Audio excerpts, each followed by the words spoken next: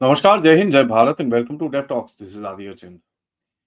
Indian navy Indian navy के बारे में बात करें और ऑपरेशन सिंदूर के बारे में बात करें तो सब लोग बोलते हैं यार इंडियन नेवी तो ज्यादा कुछ करा नहीं।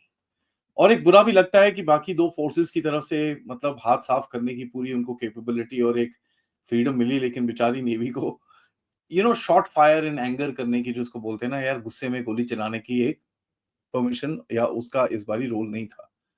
बट क्या ऐसा था कि कुछ और था नेवी का रोल, जो नेवी ने इस तरह करा कि पाकिस्तान के जब घुटने ढीले हुए, उसके अंदर एक बहुत बड़ा भाग नेवी का था। कुछ चीज़ों के बारे में डीजीएमओ नेवी जो बैठे हुए थे, उन्होंने कुछ चीज़ें बताई हमको। लेकिन कुछ चीज़ें ऐसी हैं जो हमको और थोड़ी समझनी चाहिए, जो हमको नेवी बताएगी नहीं। ना गवर्नमेंट बताएगी, ना नेवी बताएगी। पहले देखें कि जब ये पहलगाम का इंसिडेंट हुआ, नेवी ने हमको बताया कि भई 96 आवर्स के अंदर हम अटैक पोज़ीशंस में पहुँच गए थे। इसका मतलब क्या था? हर कोई उस टाइम पे, अगर आपको याद होगा, आईएनएस विक्रांत को ढूँढ रहा था कि भई एयरक्राफ्ट कैरियर कहाँ है? भारत का एयरक्राफ्ट कैरियर कहाँ है? एक कैरियर यहाँ है, दूसरा कैरियर वहाँ है, कहाँ है यार? कहाँ है, कहाँ है, कहाँ है? उस टाइम पे एयरक्राफ्ट कैरियर बैटल ग्रुप का वहाँ पर एक सेपरेट एक्सरसाइज चल रही थी, ठीक है जी? तो उसमें से एक टुकड़ी निकल के जाके पाकिस्तान के जहाँ पर भी उनको पोज़ीशन होना था, पाकिस्तान की एक जगह में, जहाँ पर वो पाकिस्तान को पहले तो ऑब्ज़र्व कर सकें, बैटलफ़ील्ड सिनेरियो को पूरी तरह से इम्बाइब कर सकें। उसका मतलब क्या है? देखिए, वैसे भी पाकिस्तान की शिप्स की और सब चीज़ों की पूरी-पूरी ट्रैकिंग सारा टाइम चलती है। उसमें कोई डाउट नहीं है। तो आपको वैसे भी पता रहता है कि एक-एक शिप कहाँ पर है, किधर जा रही है, किधर आ रही है, कौन-कौन है उसके अंदर, किस किस चीज़ के लिए जा रही है, कितना उसके अंदर एम्यूनिशन है, सब कुछ आपके पास इन्फॉर्मेशन पहले होती है। और ये कैसे होती है? ये होती है आपकी इंटेलिजेंस एजेंसीज़ के चक्कर में। दूसरा चीज़ क्या होता है कि आपको एक जो ट्रैक करना होता है, इनकी सबमरीन्स कहाँ घूम रही हैं, और ये कोई इंटरनेशनल नेवी के साथ कोई अपनी एक्सरसाइज़ वेक्सरसाइज़ तो नहीं कर रहे, कुछ बेवकूफ़ी तो नहीं कर रहे। क्योंकि पाकिस्तान, देखिए, आपको ये समझ में आना चाहिए कि पाकिस्तान के पास उस टाइम पे एक टर्किश शिप भी आया था, ठीक है? सो ये सब एक साथ उस टाइम पे आप सोचिए ये हो रहा था। फिर एक खबर आई कि पाकिस्तान ने अपने F-16s उठा के कोस्ट लाइन पे ले आए बलूचिस्तान में। सबने बोला कि यार वो S-400 के डर से उधर लाके चल जाके बैठा दिया उनको। ऐसा नहीं था। सॉरी। बात ये थी कि ये F-16s को यूज़ करना था इनको मैरीटाइम पेट्रोल्स के लिए। इनको इंडियन नेवी को दूर रखना था। लेकिन वहाँ पर जिस तरह से इंडियन नेवी ने अपनी प्रेज़ेंस फ़ेल्ट कराई, और जो हमारे मिग-29 केज़ जो हमारे ऑपरेशंस करते हैं, उससे पाकिस्तान के जो नेवी और एयर ऑपरेशंस थे, वो सिर्फ़ शोर की तरफ रह गए। They did not come into the ocean, ठीक है? तो ये एक पोज़िशनिंग स्टेटमेंट करी आपने, वहाँ पर अपनी मिसाइल-शिसाइल जो भी आपको एसेट्स दिखाने थे, वो पूरे दिखाए कि भाई साहब आप इस तरफ आओगे, तो हम आपको छोड़ेंगे नहीं। ऊपर से आपकी हेवी पेट्रोलिंग आपके मिग-29s ने और आपकी दूसरी जो जैगुआर की जो मैरीटाइम स्क्वाड्रन्स हैं, और उन सब ने मिलके जो कंबाइंड एक डिफेंस वहाँ पर जो करा है, उससे एक मैसेज तो बड़ा क्लियरली गया पाकिस्तान को, ना भाई अपने F-16 लेके यहाँ ना जाना, ये भाई लोग सीरियस हैं, ये ठोक देंगे। उसके बाद अगर आप याद करिए कि ये हमारे एयरक्राफ्ट कैरियर को ट्रैक करते-करते लोग ने कभी उसको कारवार के कोस्ट में पहुँचा दिया था, कभी उसको कराची पहुँचा दिया था, कभी इधर पहुँचा दिया था, कभी उधर पहुँचा दिया था। ये पूरा काम था एक मिस इन्फॉर्मेशन कैंपेन का, जो ऑब्वियसली लॉन्च किया गया था। जहाँ पर पूरी तरह से एक डिसेप्शन का एनवायरनमेंट बना के रखे कि पता ही नहीं चले हो क्या रहा है, भाई नेवी है कहाँ हमारी? That's the main game. तो आप एक डिसेप्शन बना के रखते हैं, पब्लिक के परसेप्शन में ही पता नहीं होता क्या हो रहा है। पाकिस्तानियों के अंदर एक थोड़ी-सी हड़बड़ी मचती है, यार ये क्या न्यूज़ आ रही है इतनी सारी? क्या है ये इंटेलिजेंस? जब तो दोबारा चेक करते हैं, ये करते हैं, it creates a lot of problem for them. And देखिए यार, जो इंडियन नेवी का एक एक प्लान था ऑब्वियसली कि भई हम ये कर सकते हैं। उन्होंने ऐसा प्लान बना के पूरा एनएसए साहब को दिया था और लीडरशिप को दिया था, जिन्होंने डिसीजन लिया जो भी लिया उन्होंने, और किसी जिस चीज़ में लिया, उसका सबसे पहला टारगेट आप सबको पता होना चाहिए कराची है। लेकिन फनी थिंग इज़, उस दिन वो पूरा कराची, कराची, कराची के ड्रामा के अंदर पता चला कि कराची को हमने ठोका था। ये बड़ा इंटरेस्टिंग सी न्यूज़ आई कि भैया हमने ठोका था, और ये एक जगह है जिसका नाम है कराची का मलीर कंटोनमेंट, जहाँ पर एक कंबाइंड, कहते हैं कि कंबाइंड नेवी और एयरफोर्स का एक कोई आम एमओ डंप या कुछ था, जिसको जाके आपने टिंग कर दिया वहां पर। और इसके ऊपर एक ये नैरेटिव है, दूसरा है कोई एक मिलिट्री टारगेट था, उसको आपने ठोक दिया वहां पर जाके। सो दो तरह की चीजें हैं, बट एक चीज बड़ी क्लियर है कि कराची को आपने ठोका था। अब वो नेवी ने करा कि एयरफोर्स ने करा, वी डोंट नो। बट एक सिचुएशन आप सोचिए, आपके पास टोटल पाकिस्तान के पास टोटल 121 टाइप शिप्स हैं। वो बड़ी शिप्स आर इंक्लूडिंग वो मोटर बोट टाइप, जो थोड़ी extra large type motor boat होती है कोस्ट गार्ड की, वो मिला मिलू के टोटल 121 है। तो भाई हमारे नेवी में 300 है, उसके बाद कोस्ट गार्ड पता नहीं क्या क्या है हमारे पास, और उसके बाद आगे। तो पाकिस्तान की navy is relatively extremely small. ठीक है क्या 8 सबमरीन है टोटल, उसमें से पांच 4-5 इनकी कुछ गड़बड़ी रहती है उनकी। ठीक है, 4 तो मेजर रिपेयर्स के अंदर थी, 2-3 वैसी गड़बड़ रहती है। चाइनीज सबमरीन है, आपको समझ में आता हो कितनी चलती हैं। 9 फ्रिगेट है, उसमें से 4 उसके अंदर भी मेजर रिपेयर चल रहे थे। पता नहीं साले मेजर रिपेयर ही चलते रहते हैं पाकिस्तान में, बट इन एनी केस। और उसकी सैटेलाइट इमेजेस हमारे पास आ गई थी before the battle even started. तो बचा क्या इनके पास? कुछ भी नहीं था। 2-3 सबमरीन थी, 2-4 ये फ्रिगेट से, उनको नेवी ने पूरी तरह से ट्रैक में रखा हुआ था। वो पॉइंट जो डीजीएमओ नेवी ने हमको बताया कि भाई वो इतना डर गए थे इस चीज से, they literally went into the harbours and said no.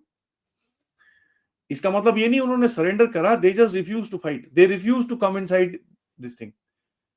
अब पुश कर करके नहीं जी, कुछ नो टाइम करो, ये करो वो करो। उन्होंने काफी सारे नो टाइम्स इशू कर दिए, एक मिसाइल फायर नहीं करी।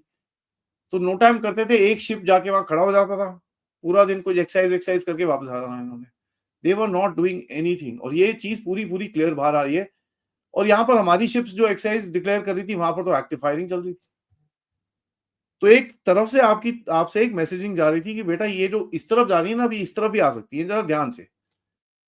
That would have really crippled Pakistani navy की भाई, डोंट। और यहां पर नेवी ने जो बोला कि साहब we dominate the maritime front,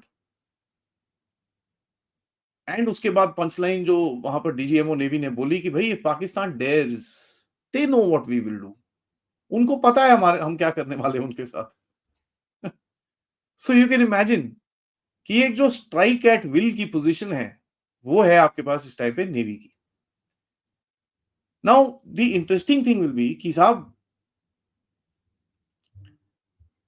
आपने जिस तरह से बाद में towards closure to the day of the attack INS Vikrant का कैरियर बैटल ग्रुप वहां पर लेके आया नॉर्दर्न अरेबियन सी इस तरफ के अंदर, उससे और भी इनकी हालत खराब हुई थी, जहां पर इन्होंने और नो टाइम्स डाले थे।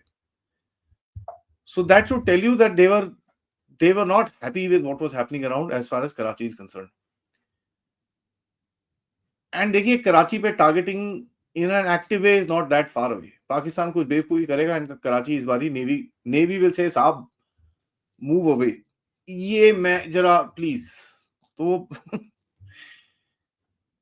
एक चीज और न्यूज में थोड़ी देख रहा था कि भाई पाकिस्तान में जो शिप्स आ रही हैं, फॉर एग्जांपल जो ट्रेड शिप्स जो आ रही हैं, उनका जो इंश्योरेंस कॉस्ट है that is gone up by almost 25% 3 दिन के अंदर। उसके बाद आपने देखा पाकिस्तान ने एक वीडियो डाला था जहां पर वो हमारी PI-8, ठीक है, बोइंग का जो हमारा सर्वेलेंस एयरक्राफ्ट है, उसको उसको टेल कर रहा था कि कोई फ्लाइट रेडार 24 का उसने इमेज इमेज पता नहीं क्या लगा के वहां पर डाला था। और देखो जी रिकॉनेसेंस एयरक्राफ्ट है, रिकॉनेसेंस एयरक्राफ्ट है, ये है वो है। ओ अंकल जी, इनको जरा बताओ, हाँ वो रिकॉनेसेंस एयरक्राफ्ट है, बट वो एक कुछ चीजें कैरी करता है जिसका नाम है AGM-84L।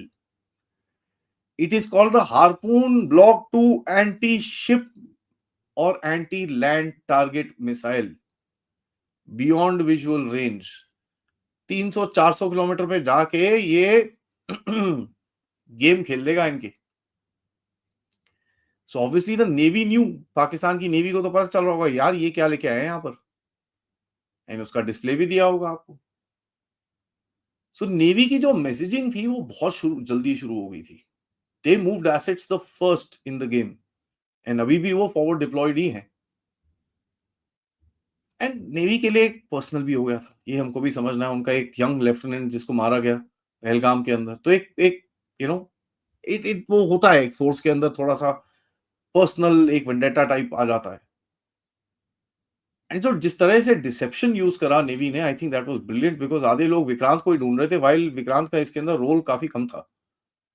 जो चीजें आप ऐसे ही कर सकते थे बिना विक्रांत के, वो दैट इज वेल नोन।